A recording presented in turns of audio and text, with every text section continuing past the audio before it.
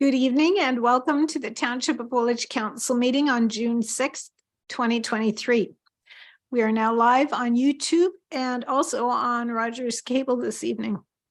I'll start with roll call. I, Mayor Shantz, am present and chairing this meeting. Councillor Bryant. Present.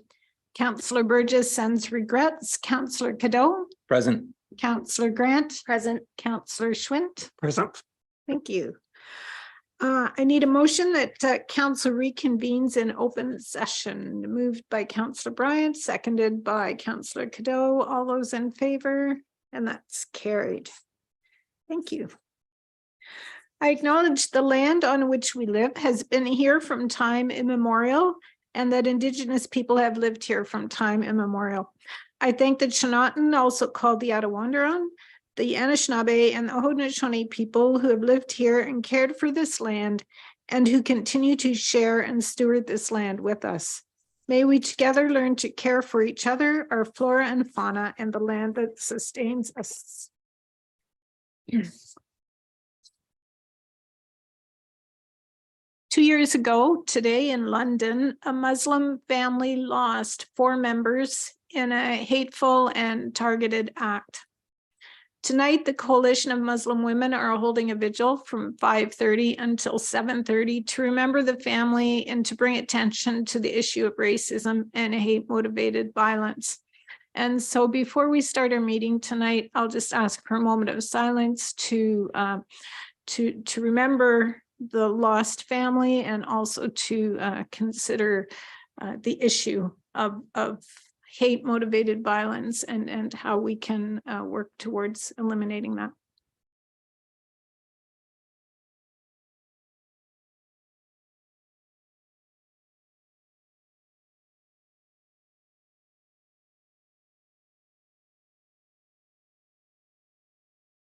Thank you.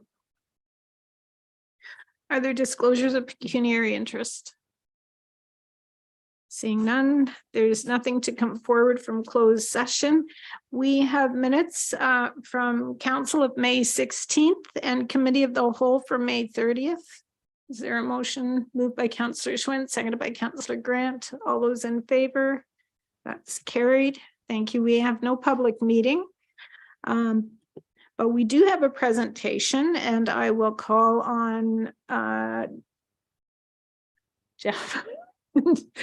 Our clerk, Jeff Smith. Sorry, I was trying to think of your title and I just lost it. Thank you, Mayor Shantz. Through you, I'd just like to introduce to Council our election coordinator, Leanne Wetzel, to provide a presentation on who does what Woolwich Township does and what the Waterloo region of Waterloo does. Leanne is a former deputy clerk at both the Township of Woolwich and the region of Waterloo, so I thought there wouldn't be anyone better to explain the nuances of who does what in the region. So I'll pass it over to Ms. Wetzel.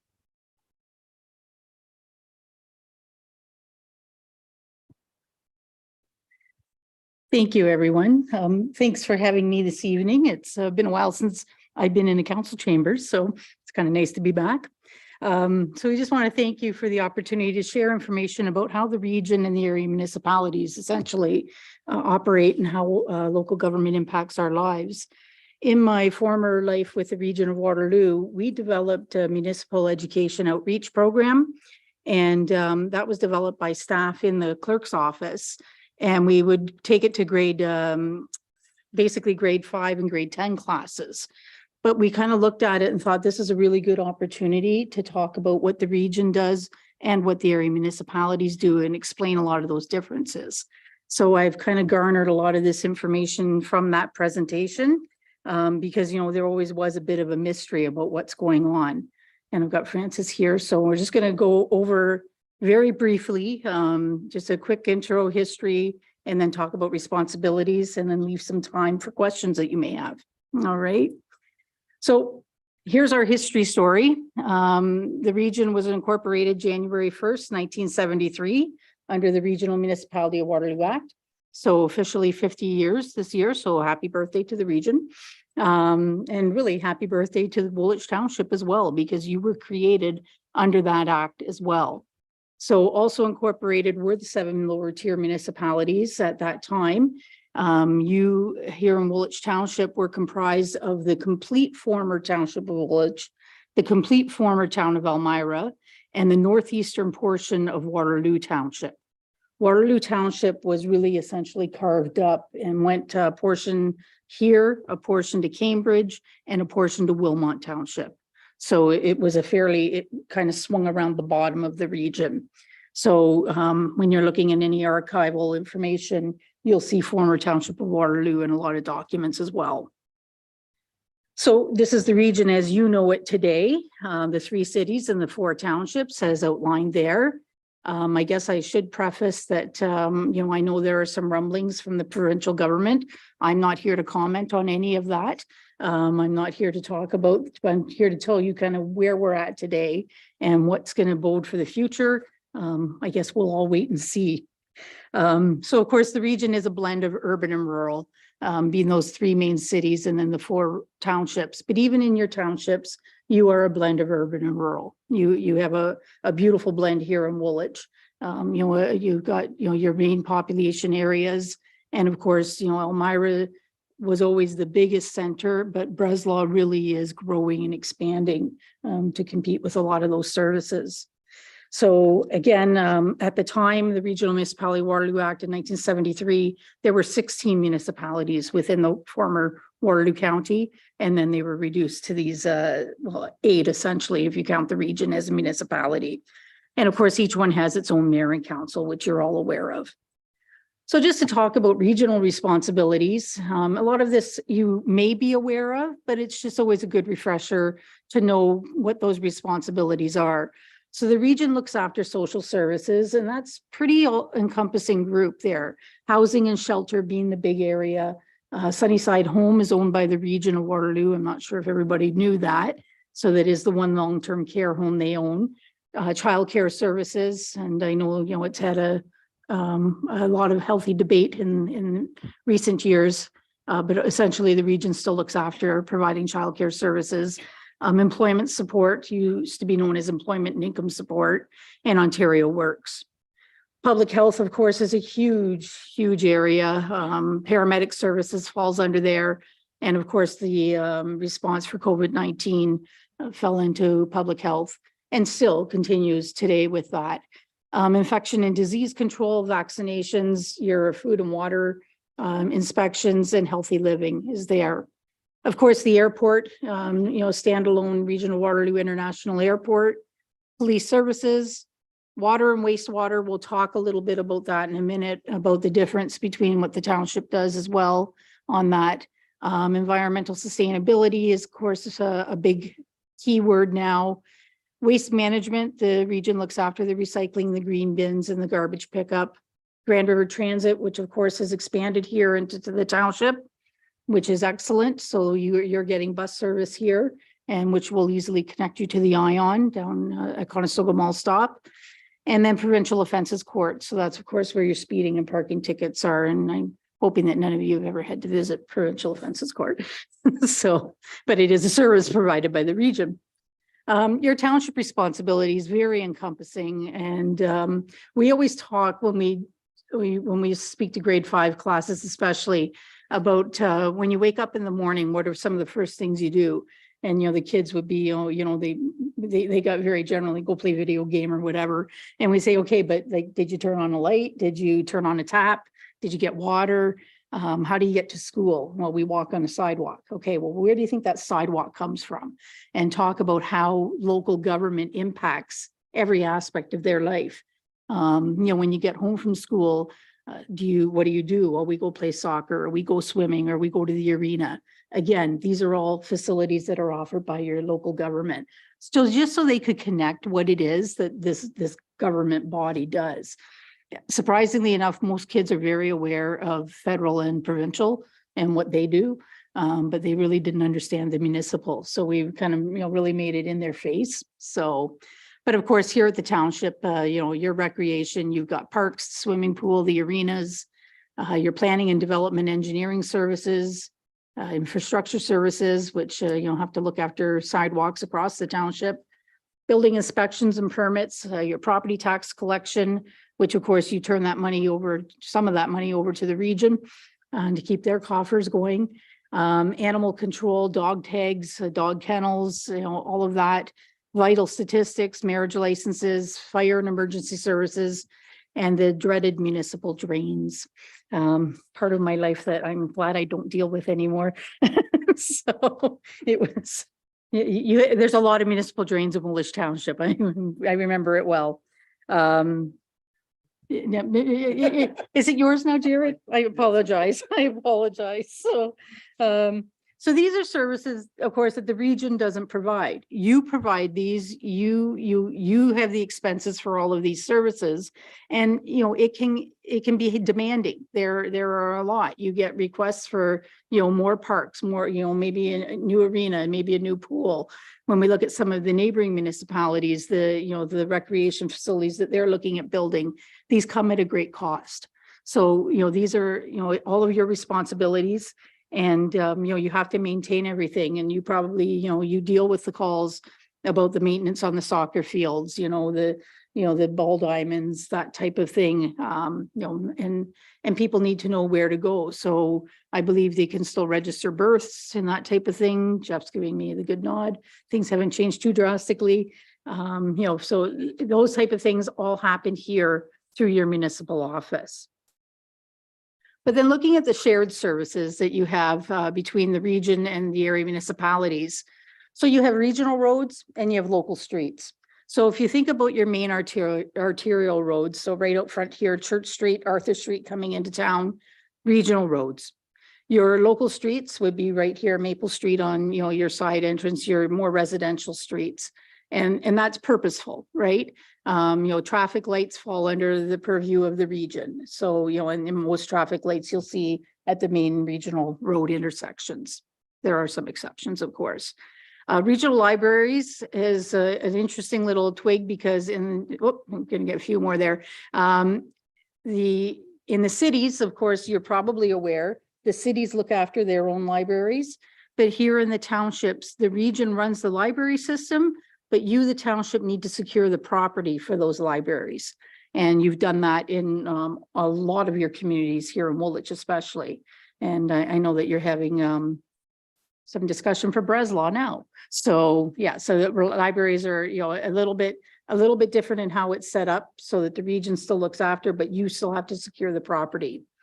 When looking at water and wastewater, the region, of course, is looks after the supply, the treatment, and the testing of that water system. But then the township looks after the distribution and the billing. So they get the water from the region, it gets into the houses. You have the water meters that are read, and then the people are billed and they pay you for their water. Okay. By law enforcement, the region looks after enforcing the regional bylaws. So the biggest one right now will be the water conservation bylaw. That's just started up, so that'll be a big summer of that, especially in the drought condition we're experiencing now. And then you have your own local municipal bylaws, and your enforcement will look after things like parking and noise and animal control, that type of thing. So there's some different, very distinct divides there, but everyone, and essentially then you also can use the police for other enforcement matters, and the region does as well. Okay. So also looking at municipal elections, this is my favorite thing in the world. Most people that know me know that. It's the most wonderful time of the year for me. And Jeff gratefully let me come back and enjoy that.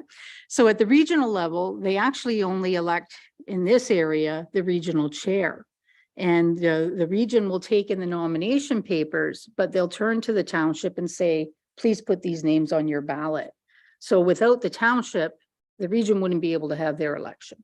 So you play a big role there in providing the ballot for the election.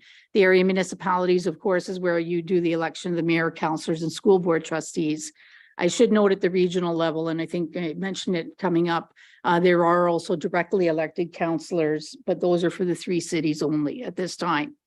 Years and years ago, you used to have directly elected councillors from the township as well. But that changed when they reduced the size of regional council. And I can talk about that in a minute as well. Economic development and tourism, of course, at the regional level, they work with the area municipalities to attract and retain businesses and employees, and they have dedicated staff to, get that promotion going. But here at the local level, you provide the community to attract and retain those businesses. You promote tourism. You're more on the ground doing the tourism promotion. And, I'm thinking like St. Jacobs Country and that type of thing here in the Elmira, the downtown BIA, you keep that alive and keep that going for people. So it's fairly all encompassing. But just briefly to talk about the region, there are 16 members on regional council. The regional chair, as we noted, is directly elected. That's across the entire region. In an election position, that's a huge area. If you think about it compare it to a federal and provincial riding, that's 5 ridings. That's the 5 ridings that position is running across. So it's fairly large. It can be, if you want to, do that race, you've got a lot of territory to cover. Of course, the 7 area mayors all sit on regional council. And now the way it's distributed right now is 4 directly elected from Kitchener, 2 from Cambridge, and 2 from Waterloo. And it's quite purposeful. It's based on population. Kitchener essentially is twice the size of Cambridge and Waterloo.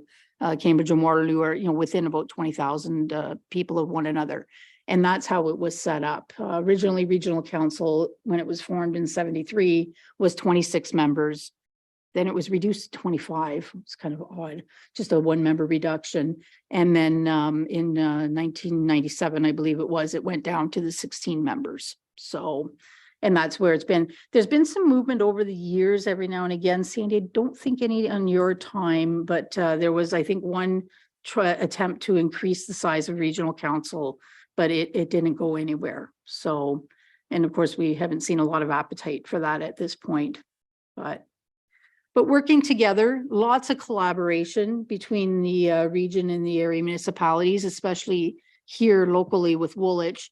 You have the anti-hate working group, GRAC, which is your Grand River Accessibility Committee, MECAC, which is your Municipal Election Compliance Audit Committee, the Rural Township Collaborative, your Reconciliation Action Partnership, and you have so many staff collaborations. There are different pockets. Your area treasurers meet, your area clerks meet.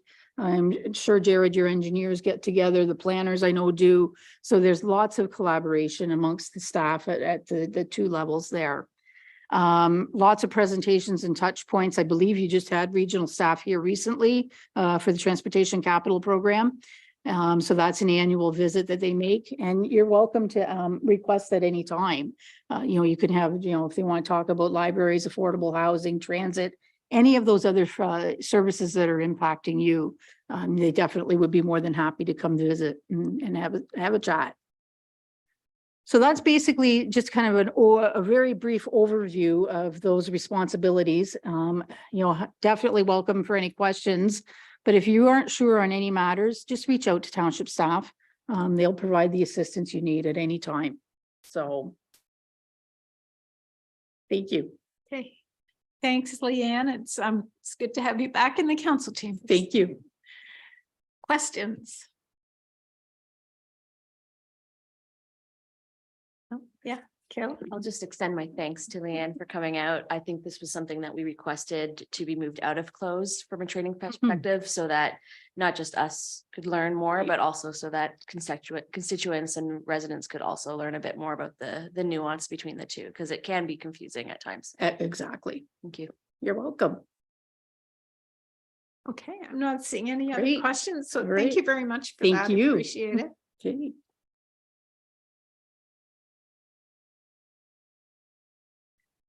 Okay. We have one delegation, and the delegation is regarding the noise bylaw, which is item 2 from our summary of recommendations.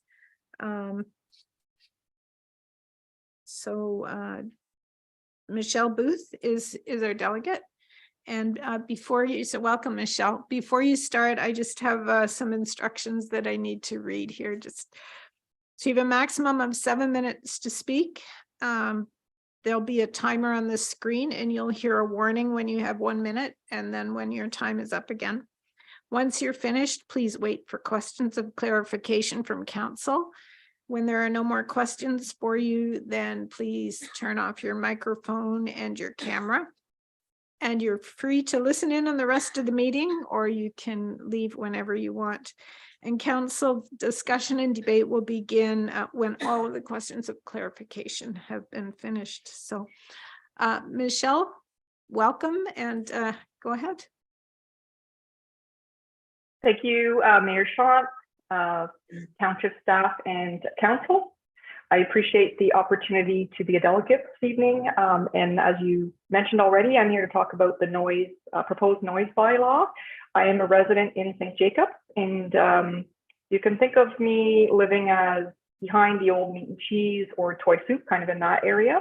So I am very close to the businesses that are around.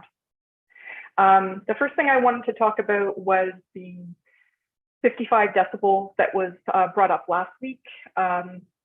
I do have some concerns about 55 decibels in the bylaw for a couple of reasons.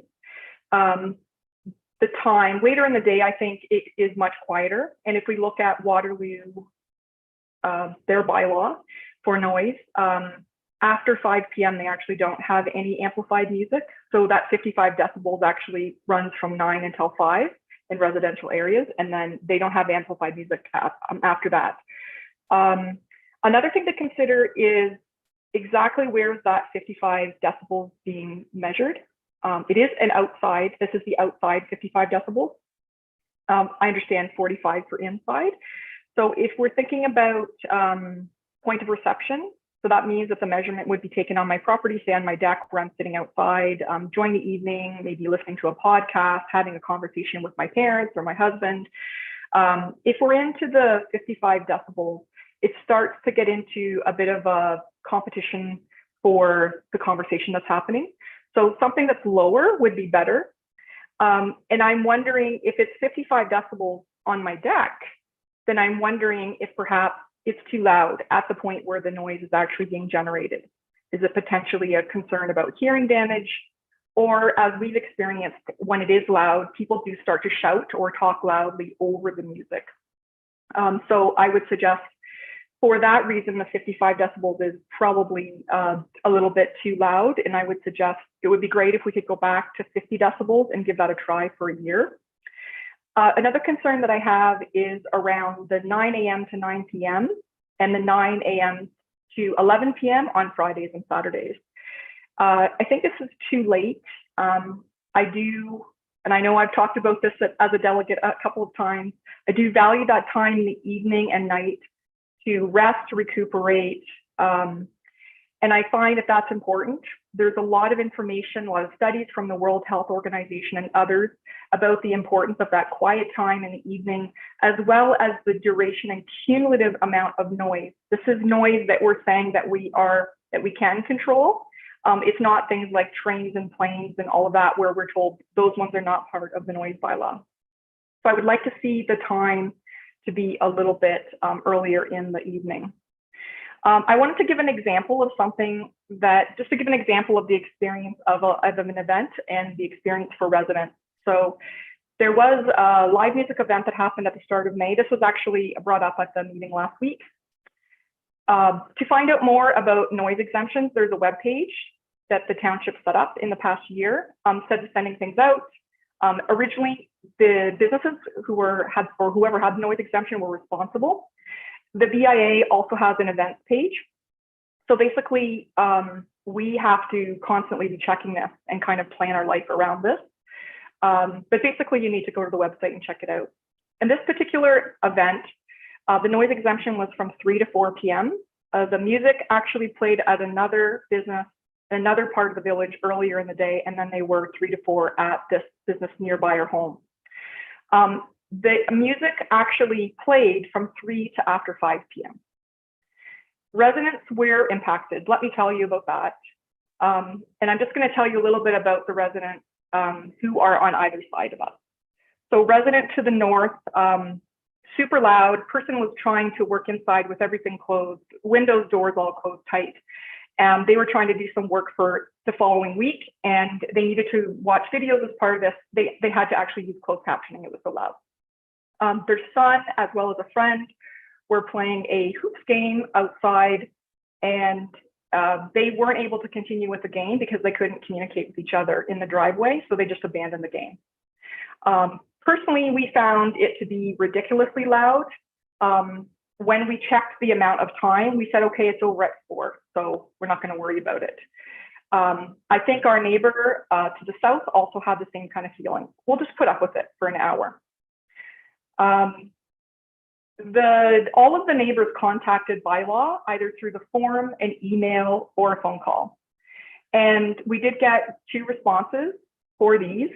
Basically what we heard was the bylaw officer was at the event to monitor, did take readings, and the noise was as expected.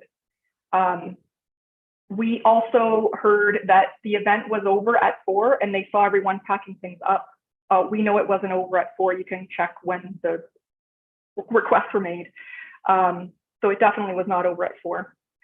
We also all reached out to the businesses and we had varying responses. The first person called after 3 and asked for it to be turned down. Nothing happened. We, at our home, we called after 4 to say, your noise exemption is over. We'd appreciate if you could turn it down and or take it inside the business. I admit they did turn it down, but it still was too loud. And again, they did continue after the time. Our other neighbor did call the business and basically the business stopped answering the phone. We also had a response from Councillor Eric did come out to experience what we were experiencing later after 4 and even after 5 o'clock when it continued. And so I say this just to kind of learn from the experience. I hope that we can have some solutions, maybe brainstorm. Could some events be inside if it's later? Could it be a little bit quieter so people are less impacted? I also have wonderings about the process for creating the bylaw, for the events themselves, as well as noise exemptions. And I'm hoping that things like the plan, the official plan, equity plan, healthy community, transform Waterloo region, reconciliation that got mentioned today, and engage Waterloo region can all be part of these types of processes, kind of a checklist or something to help people out. Thank you for your time this evening. Okay. Thank you, Michelle. Are there any questions? Great timing. No, I'm not seeing any questions. Okay, thank you for coming this evening, Michelle, and for your delegation. So I think the intent then is to deal with that separately. So we'll look at item 2 on the summary of recommendations, which is the noise bylaw, and the motion on our summary of recommendations doesn't have the details on it, but would someone like to move that recommendation? Councillor Bryant, Councillor Grant, and discussion. Councillor Bryant. Pardon me, through you, just a question for Eric. You were out there and witnessed it. How loud did you find it? Eric? I don't mean to put you on the spot, but I'm curious. You don't mind, but you are. I know. I know. It's a very tough one. I went to the parking lot of the business, and then I also went to the backyards behind, talked to, I guess all 3 residents were there, I believe. And I was in the parking lot originally. I thought, gee, this isn't a loud concert. This isn't really, this is normal. It's kind of what I expected. Then you go in the backyard having a conversation with the residents, and definitely the noise did impact the conversations we were just having. So I see both sides of this one. I also want to point out, I had conversations with one resident today who called me expressing concerns about the movement at 55. Comments were the last 2 or 3 weeks in St. Jacobs has gone fairly well. They've appreciated that. But was expressing concern with the evening hours and 55 decibels versus 50.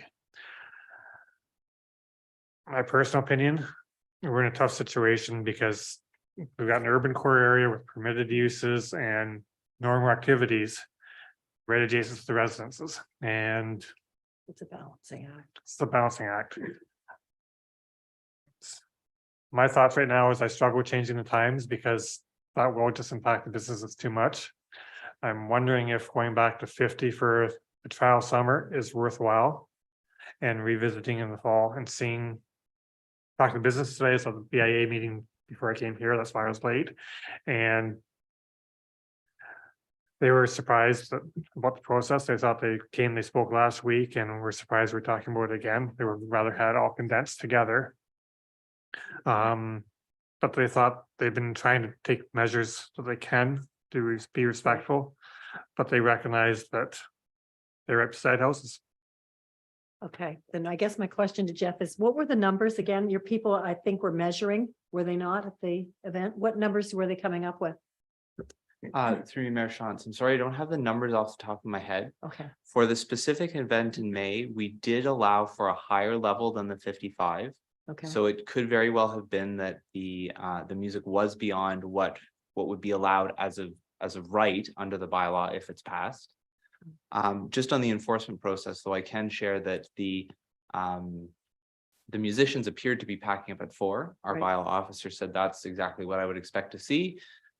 Started driving back to Elmira, kind of finish the enforcement process off, and then got complaints that the band had started back up again. So we did go back out. We did tell the musicians that they had to shut it down because their noise exemption was only till 4. But the lag that the residents probably experienced was that time of driving back and finishing Okay. the enforcement process. Thank you. Councillor Cadeau and then Councillor Grant. Councillor Schwint, I know that you had your crafty little decibel reader out at our last committee of the whole meeting. You didn't happen to pull that out when you were having those conversations just to get a sense on what that reading would have been? And sorry, yep, I put it out and I use both the apps on the phone because they're about the same, and anywhere from 40 to 65-ish. So therein lies the struggle. I whatever number we pick, it's going to be violated at some points in just general conversation, it seems, based on some of these readers that some people may have access to, not the professional quality ones by any stretch. But this is generating, a larger conversation as well, because I've actually been approached by people who this past weekend were asked to leave the Riverside Public School because they were playing basketball too late. So it was past 7 o'clock, and I believe that would be where it falls in with. I was looking at the bylaw and I suppose it would be under hooting and hollering or something like that. But with the bouncing basketball, I recognize that could be loud. It could be obnoxious. My fear is by going too forward with the low threshold that we're going to be limiting people's ability to do things like play basketball. And that's what is kind of making me pause around this this conversation a little bit more. So with that being said, I'm comfortable at the 55. I know that there are concerns by the residents there, but this is a bylaw that captures Woolwich, right? It's not specific to any one location within Woolwich. This is across Woolwich. So we need to make sure that whatever we go with here resonates with all of the residents. So that's just what I would caution, I suppose. Councillor Grant. Through you, I would agree with the 55. I know we discussed that last week as partly as being in line with other municipalities, and I think that makes sense. I much prefer a decibel limit than what we currently have, which is widely open to interpretation. I think having a decibels makes sense. I guess what I'm wondering is, as I'm not in downtown St. Jacobs later into the evening, what time does it kind of slow down in the village? And if there is, maybe we look at reducing that 11 p.m. to an earlier time at night, like 9 p.m. And then it's a lower decibel at that time. So we keep the higher decibel level, but we reduce the hours for it. Comments? Yeah, I'm not sure if Eric would know how quiet. Again, I'm putting you on the spot, but I know I'm not frequenting downtown St. Jacobs very often, but wearing my other hat, talking to the BIA side of things, having to shut down at 7 o'clock type thing, that really defeats the restaurant. Prime hours are on a Friday night, Saturday night, those evening hours. my limited knowledge of the restaurant business anyway. What about 9 o'clock? That would be my suggestion is 9 PM. Thank you. Yeah, I know previously, I think it was 6 o'clock.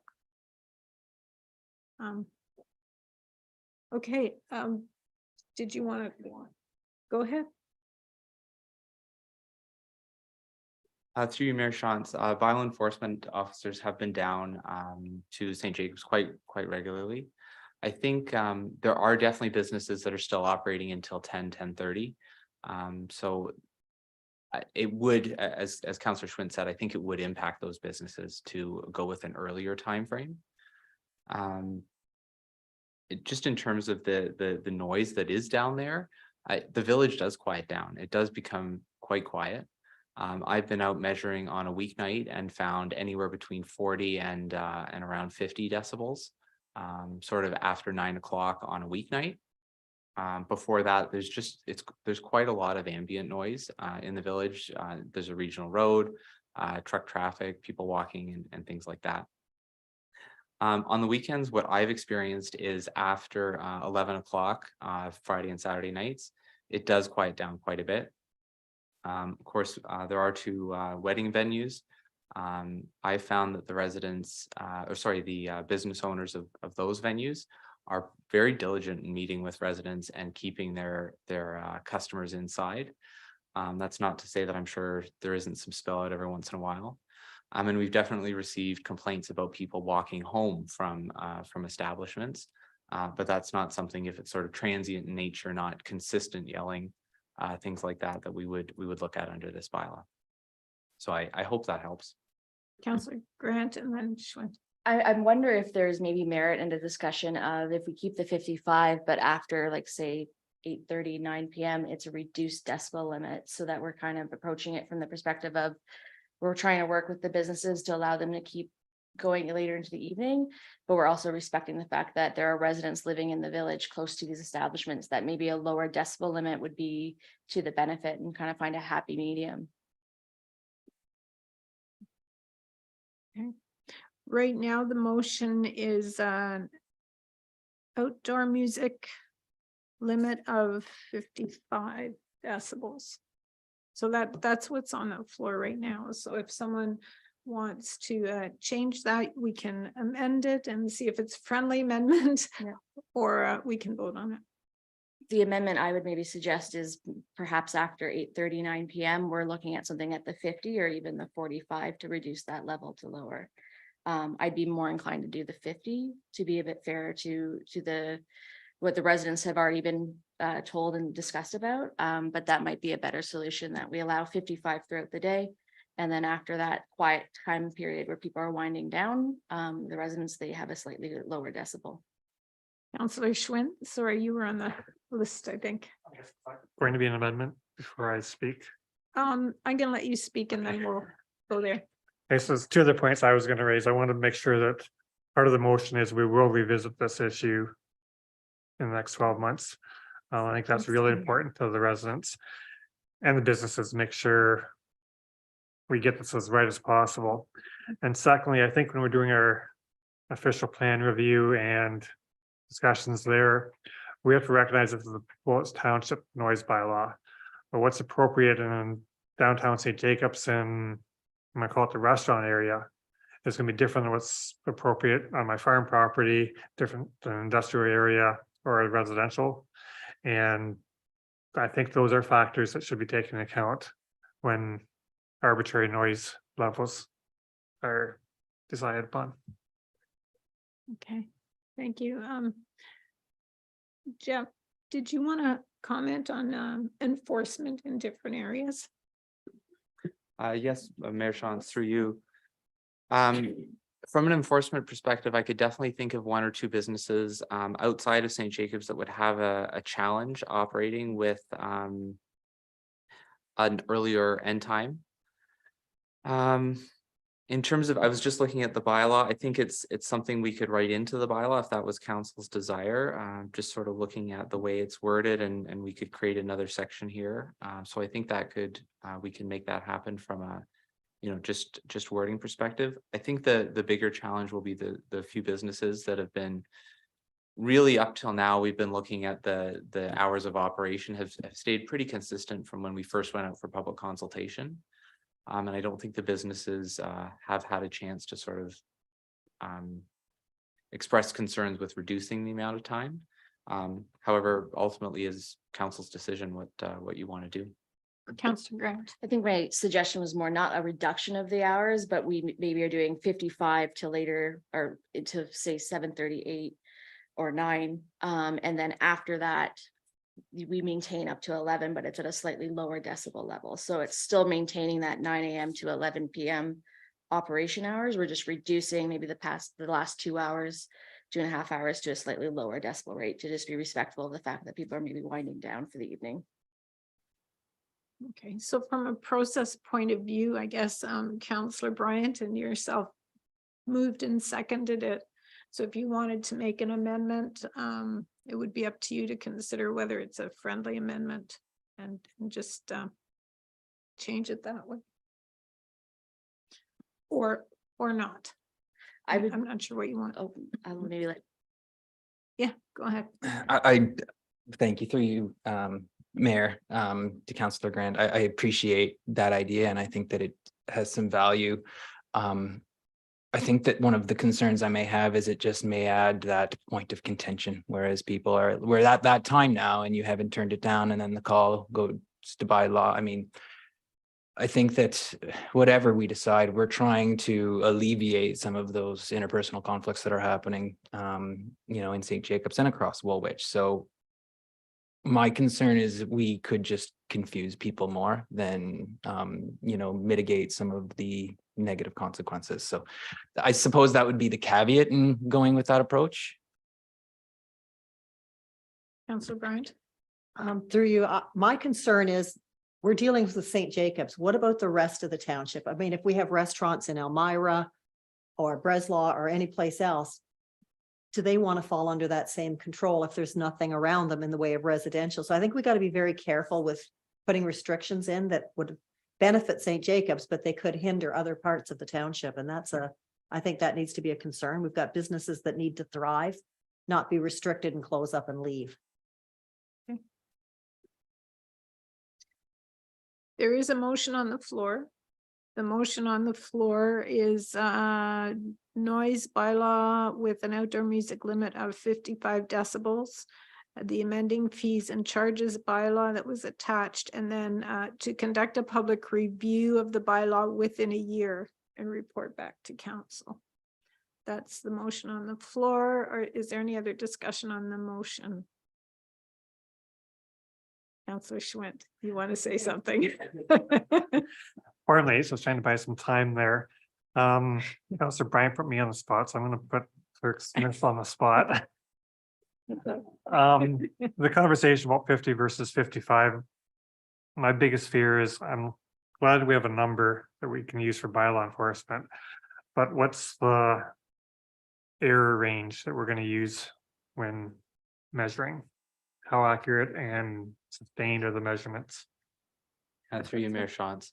So the way we've learned to do our measurements is we will take a noise meter, professional noise meter. We will calibrate the meter with a calibration device.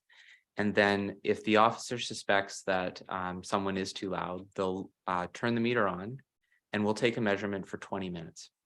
The average over that measurement is what we'll use in terms of regulating this bylaw.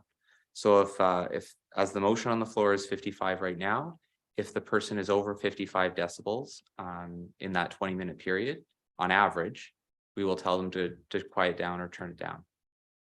I will say, council has given our bylaw enforcement officer some discretion.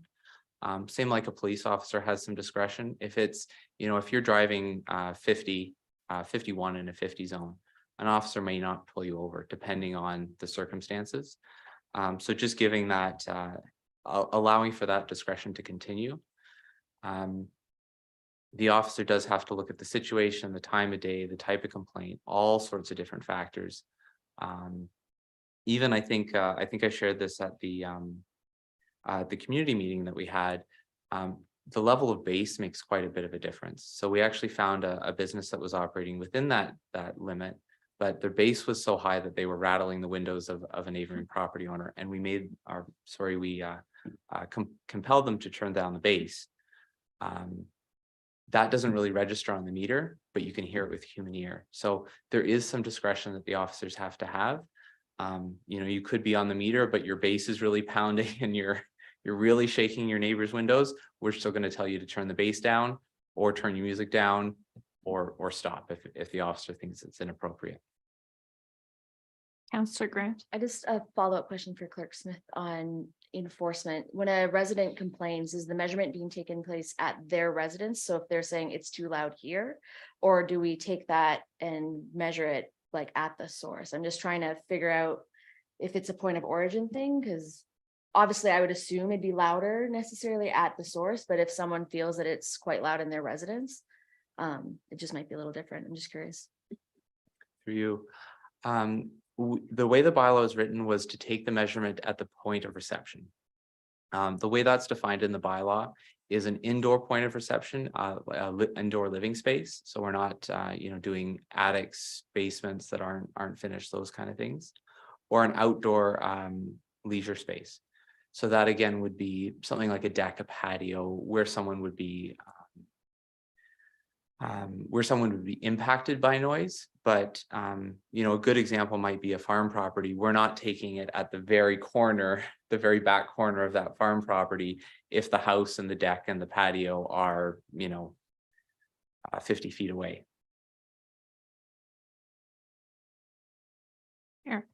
So last point I'd like to make, talking to the BIA this afternoon, there was a statement made that Cinco de Mayo event, which I tend to deal with, the setup there wasn't done as they had hoped to, because they were overwhelmed with food sales, and perhaps the noise mitigation measures weren't as well established as they could have been and normally would be.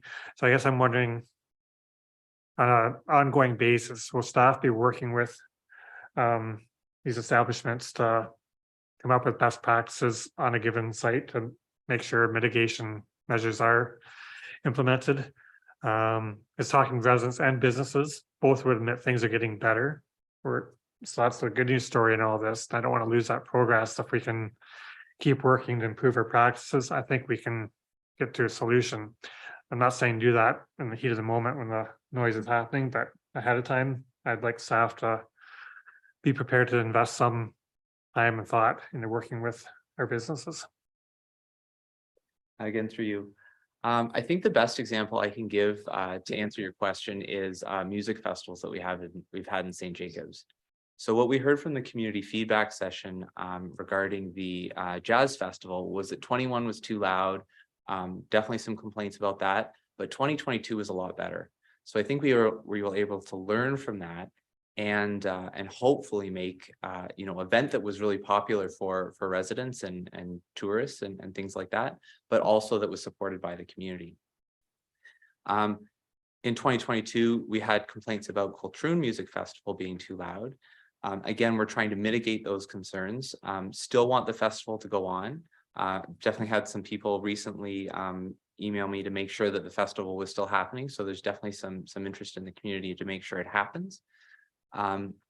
But to look at things like time of day that they're operating, the music level that their stage manager and their production company is required to provide, and then also the speaker placement, and that's probably where you're speaking about things like speaker placement, angle, direction.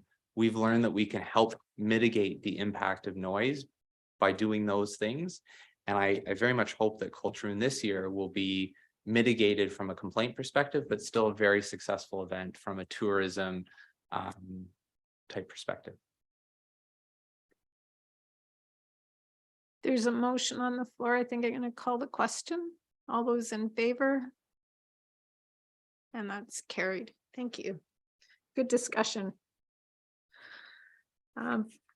And look forward to the summer season, and I hope that your staff can continue to work with the businesses and make it as smooth as possible. We have no unfinished business. We do have a consent agenda. Does anyone want to pull anything from the consent agenda? No, would someone like to move it? Councillor Grant, Councillor Cadeau, all those in favor? That's carried. Thank you.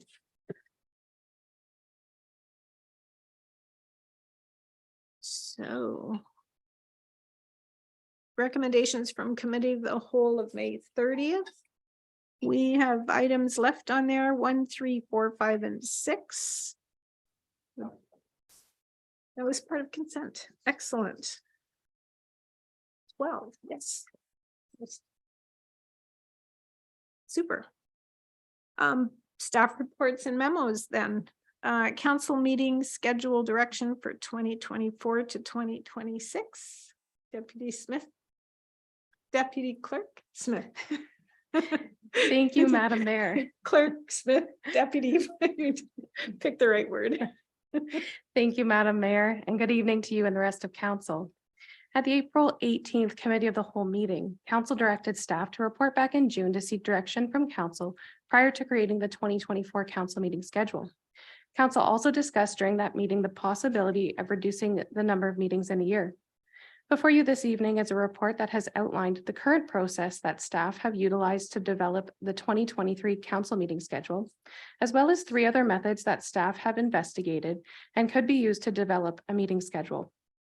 These methods, including the current process, are detailed within the report. Council will notice that staff have included 2 recommendation options for council to choose from this evening. The first is to maintain the existing parameters, and the second is to implement the preferred method as outlined in the report. To be clear, council only needs to pass one of the recommendations that are proposed. The reason staff included 2 recommendations was to highlight the 2 methods that staff are in support of, which both ensure efficiency of business while reducing the number of meetings. Along with the decision of which method to use when creating the 2024 schedule, which council will see in their 3rd quarter, staff are also seeking direction on what other parameters to use to guide council meeting schedules for this term.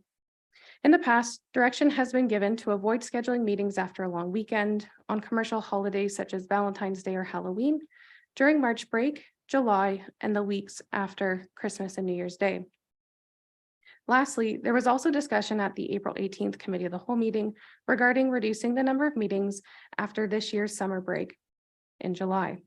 Staff are also requesting direction this evening regarding revising the 2023 schedule. With that, if council has any questions, I would be happy to answer them.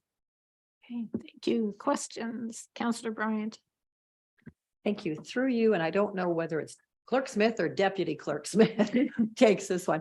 What is the better format for staff? I want to make sure they're getting what they need as far as a number of meetings with the new government bills. I don't want to see them in a position where they can't do what they have to do, or they don't have the ability to get the reports in on time and finding that it's costing taxpayers money. Deputy Clerk Smith. Thank you. Through you, Mayor Shantz, to Councillor Bryant, thank you for the question. So the preferred method, as well as how status quo, how we have been doing the meeting schedules, are preferred by staff. Both of those, and really with any method that's chosen, the review process for reports will include any schedules going through the senior management team first. That means that development services, especially planning staff, will be able to review that schedule and let clerk staff know if there's any concerns with the schedule, and then being able to meet those timelines. Along with that, last year, to mitigate the concerns for 2023, we did develop a special council planning type of meeting, and where there are any gaps that might cause some issues for our planning staff to meet those timelines, clerk staff will already place those into a proposed schedule prior to the senior management team review process. Councillor Schwint. Just want to clarify on the preferred method, if, for example, a planning matter can be dealt with during that schedule, Is council able to call a special meeting with, I guess, quick notice or what notice? And would that be able to meet the needs of the planning department? Be number one. And number two, under the preferred schedules, there'd still be, I'm assuming, extra budget meetings in January, similar to this year. Through your Mayor Shantz to Councillor Schwent, thank you for your question. Budget meetings, we'll deal with that one first. Absolutely. We will be including those that, yes, budget meetings will also be included. They are considered special council meetings. With the preferred method, if I'm recalling correctly, and my apologies, I don't have the procedural bylaw in front of me, but I believe it's 24 hours notice.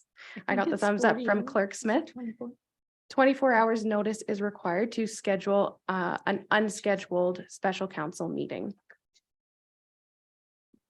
Sorry. No problem. So just to follow up, I don't know if planning staff's online or not, but would that meet their needs if required? Ms. Freeze? So based on this schedule that's proposed with the special council or special committee meetings that we could reconvene in council, we don't expect that we would need to call any additional meetings. The only thing that might happen is we may be able to cancel some meetings if we don't have the requirement for planning. Clerk Smith. Thank you, Mayor Shantz, through you. I just wanted to jump in to say that from a clerk's perspective, it is easier for our staff to pre-schedule meetings with the intent of having very few items like planning matters on them and then canceling them rather than trying to do something, get people together last minute, do the scheduling challenge kind of thing to schedule a meeting if something comes up. So our preference is to do a plan for a special meeting and cancel it for you, and we can have the night off if we don't need it.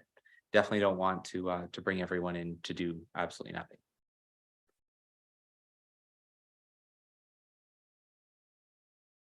Council, there's two options there. Councillor Cadeau. Yeah, thanks. Through you. I was just wondering, could there be some options whereby we could go with, I think it's alternative method number 2 there, although I'm interested in what alternative method number 3 could have been. But I digress. If we're doing it every other week, could we not put in some planning meetings for, the second week and then cancel them should we not meet them? Similar to what we're doing now, where we have committee of the whole council week off, committee of the whole council week off. Could we not do committee of the whole potential planning meeting council week off? Something like that. And I guess suppose the second question is, if we were to do something like that, we're already hybrid. And if these aren't going to be lengthy meetings anyways, could we not take those ones kind of via Zoom or however that looks? For your Mayor Shantz to Councillor Cadeau. Absolutely. If it is the will of council, we can schedule it in any way that you would like. I would say though, that the challenge with alternative method 2 is business continuity. So staff have raised concerns that waiting more than a week in between committee of the whole and council does cause or has the potential to cause delays in being able to do business, especially in the busy months.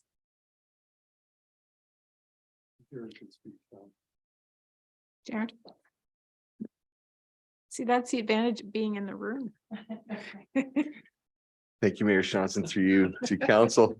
Yeah, I think that was one of the pieces when we were reviewing the options from the lens of infrastructure services, to be able to bring a report to committee, to have that fulsome discussion and brought forward, and then to get ratification the following week does provide that continuity. If you have a committee meeting and then a gap week, and then you're waiting for that ratification, it just drags the process out for us and us moving forward in our work plan. So what we would propose to do to combat that, if that was council's will to do that and add a gap week, we would probably be looking for a whole lot more special council meetings at the committee of the whole meeting. So if you've got a tender report that's under budget that comes and I don't want to wait that gap week, we're just going to come in at the committee meeting, request that clerks create a special council meeting so we get approval that night then. So there's ways to deal with it, but that was sort of why our department was would like them condensed. But again, it's at the will of council. Just be appreciative of that's what probably would happen if council wanted to have a gap week. Just a question on that. Would that be the kind of issues that we often see at a council meeting? So to you, Mayor Shantz, if we have a contentious issue, we definitely want to bring things to committee for that reason. We want to get all of that public process all on the table and deal with it. So I think that that's our lens, is when we decide if it has to flow through committee or not. If you have a contentious issue, and we've seen this in the past where we've had gap weeks, the idea is that sober second thought the week later, so it gets people together over the course of the week to try to resolve it, and then you come back to council with a decision. If you have the gap week, things can spin more. That can be a good thing or a bad thing. I guess you can play that both ways, and I think we've seen that in action. Sometimes that gap week is too long a week, and decisions are flip-flop. A lot of that can happen too. The committee doesn't make that same decision at council because there's been a whole lot of time in between, for rightly or wrongly. I'm not going to get into reasons. It depends on the issue. So I think the gap week just is going to require us, for the standard type of reporting that we would do, tender awards, things that we're looking for that aren't contentious. It just drags that process. So we will look for a special committee. Council? What kind of a time commitment would be associated with doing a special council after committee of the whole? Through your Mayor Shantz, to Councillor Cadeau. Generally, from my experience, they are not that prolonged unless more discussion is required. It's so if you think of our normal council meeting, we actually go into committee of the whole for part of the council meeting and then go back out. So, yeah. Councillor Schwint? And I think that kind of defeats the purpose of having council, committee of the whole and council, if we're going to just have a special council meeting and ratify things 10 minutes later. So that part scares me a little bit. I prefer the back-to-back, like week-to-week meetings. But we haven't heard from Mayor Shantz with respect to the regional council meetings. I'd like to better understand what impact this would have there. In terms of my schedule in that way, well, up until this year, I would say that I didn't mind having the day, the committee day at the region and then coming to council. But this year our committee days have gotten much longer, and that could be because we're only doing one committee a month. So at the region now we're doing one committee day and then a break week and then a council week. Council's on a Wednesday night, so council weeks don't matter. But we're only meeting twice a month. So I think our committee there's two reasons. We've got a newer council, so there's more discussion, but also the agenda might be more full. So I like to have a break week somewhere. So for me, I don't want to have township region, township region, township region. So I don't mind doubling up for some of those if that's what you're asking me. David.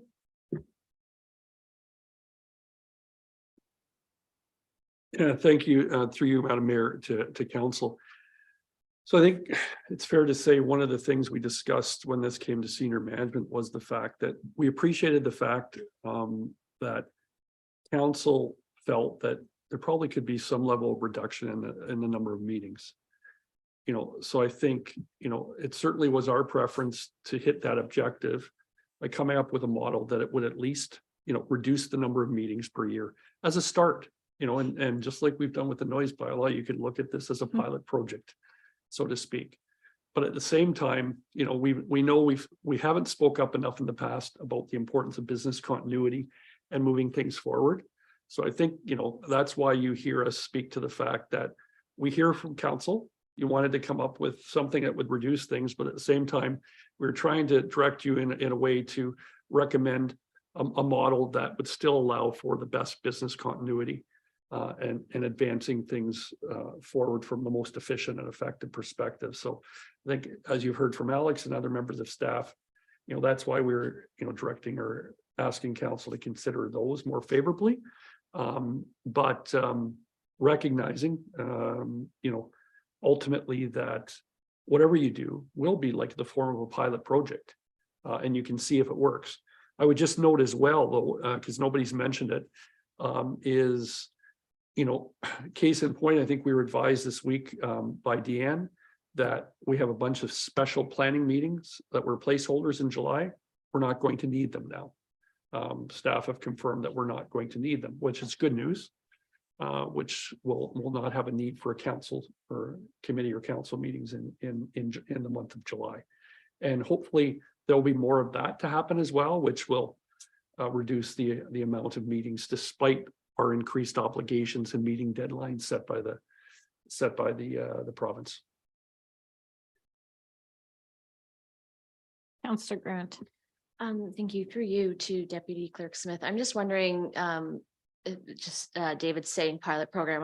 I'm wondering if we do preferred method for the next rest of the year, and then what time frame would we need to come to a conclusion for how we would proceed into the new year? I guess scheduling wise, when we would need to make a decision, because if we can run the preferred method for 6 months and see how it goes, then into the new year we can either confirm that schedule or we can make tweaks then when we need it. Thank you, Councillor Grant. Through you, Mayor Shantz. So typically, clerk staff will bring a next year's meeting schedule report during August or September of the previous year, the current year. That being said, I don't think there would be any concerns at bringing that report in November to give council a bit of time, should the direction be to change this year's schedule to kind of further pilot that method and see how it works. Sure. I'd be interested in kind of maybe pushing that back later, especially as we're no longer meeting in July, to give that pilot program a bit of a chance to run and see how it works with staff as well as with council. Okay. The motion. Yeah, I guess the motion would just to be to add that we'll test it out for the next 6 months if we go with the preferred method, with staff coming back to the report in November for the 2024 schedule, where we could have further discussion on it. You're seconding? Second by Councillor Schwint. Any further discussion? All those in favor? And that's carried. Okay, thank you. That does mean, though, that we won't know our schedule for next year until the end of the year. Just to point that out, the obvious. Sorry, and the fall. And this fall, we don't know our schedule yet. Mm, Just changed. I guess that's true. So through you, Madam Mayor, I think what Deputy Clerk Smith's plan was to try to bring you an updated 2023 schedule for the rest of this year before the council breaks for the summer. If this was requested by council. So I think she can do that. You'll at least know before you break for the summer what your schedule for the rest of the year would be. And then that gives you some time to see what it would look like before selecting your 2024 schedule. Yeah. Good. Yeah. Councillor Grant. Sorry, I think there was also maybe a request from Deputy Clerk Smith for some direction on whether we want meetings planned after statutory holidays, as well as like kind of unrecognized holidays like Valentine's Day. Yeah, I think that's been the traditional. Yeah, I Is just there didn't- discussion on that? Did you? I didn't have Yeah. any. I just wasn't sure if anyone else did. Yeah, fair. Any comments on that?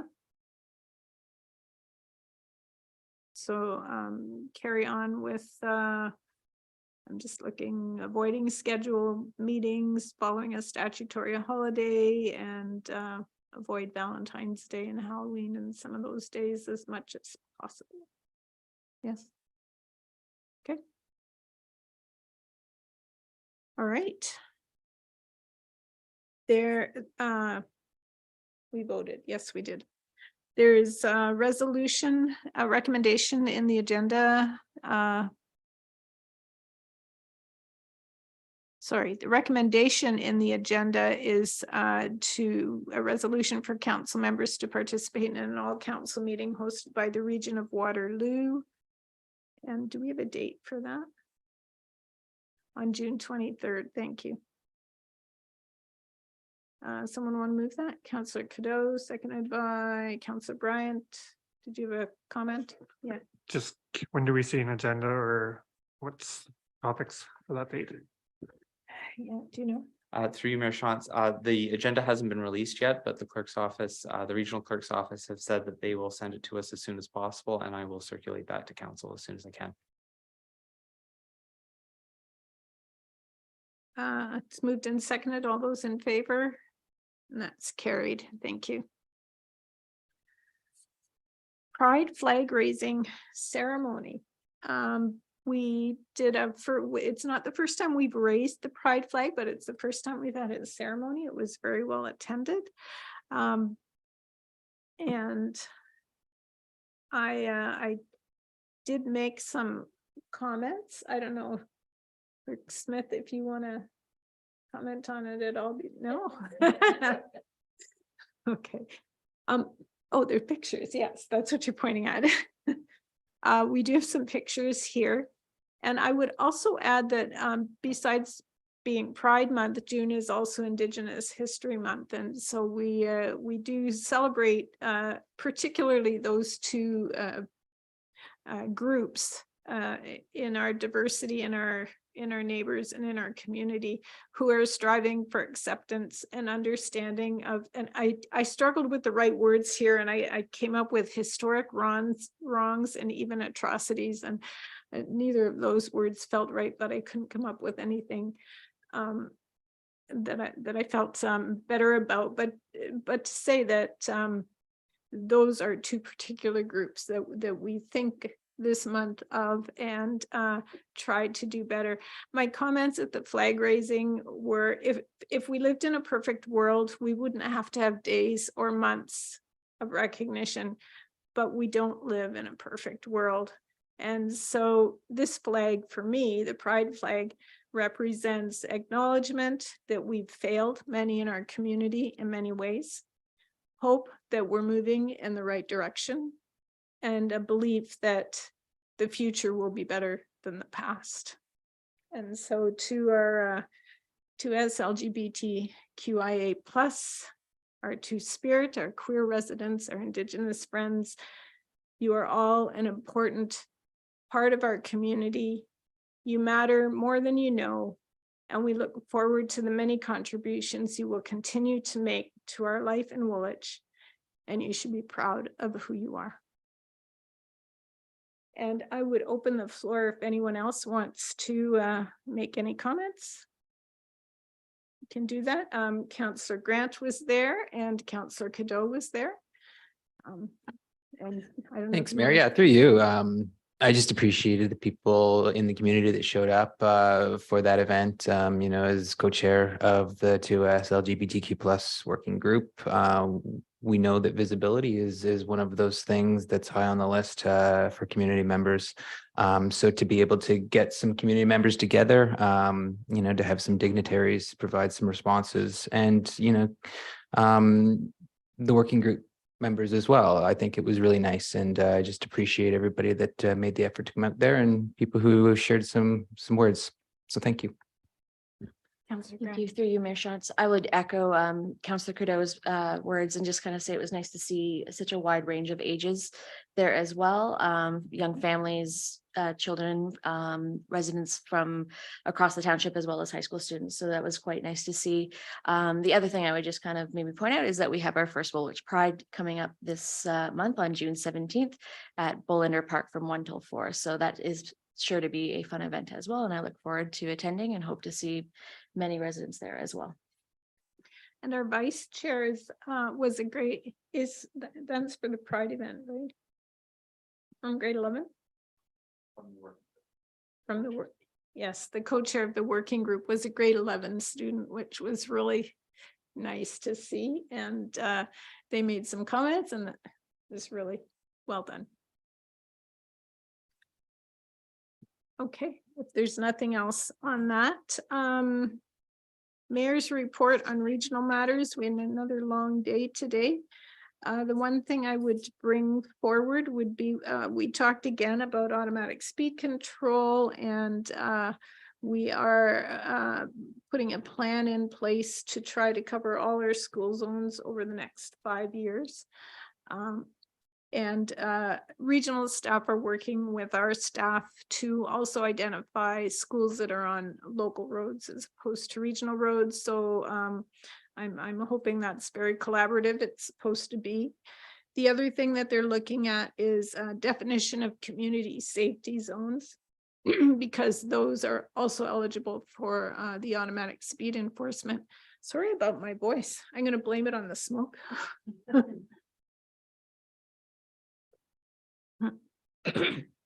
So there's going to be some work done on how to identify those and hopefully do that. Along with that comes a piece where the region would end up picking up the administrative end of it, which would require quite a lot of staff.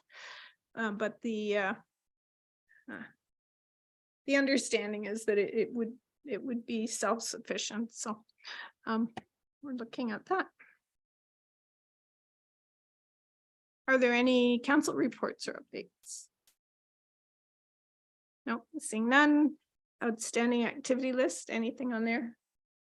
No. There is no notice of motion. We need 2 resolutions for the bylaws tonight because we have a municipal drain provisional bylaw that only receives the first and second reading. The third reading and passing of this bylaw will occur after the Court of Revision is held. So for first and second reading, I need a motion that the following bylaw be introduced and read a first and second time. And that is a provisional bylaw to adopt an engineer's report varying original assessments for maintenance of municipal drain number 11. That's really awkward. Can I have a mover and a seconder? Councillor Grant and Councillor Bryant, all those in favor? And that's carried. Thank you. For first, second, and third readings and final passing, that the following bylaws in the hands of the clerk be read a first, second, third time and finally passed, and that they be numbered as bylaw number 46-2023 to 49-2023, and that they be signed by the mayor and clerk and sealed with a corporate seal. And you can read those bylaws in your package. Councillor Cadeau, seconded by Councillor Bryant. All those in favor? And that is carried. Thank you. That does bring us to the end of our agenda. Would someone like to move to adjourn, or you want to hang around for a while? No? Okay. Councillor Bryan, Councillor Cadeau, all those in favor? And that is carried. Thank you. The meeting adjourns to meet again in regular session on Tuesday, June 27th, before we have a summer break. Council would like to thank all who participated or tuned in to the meeting tonight on our YouTube live stream and Rogers Cable. I'll remind council to stay connected until we receive confirmation that the live stream has stopped. And good night, everyone.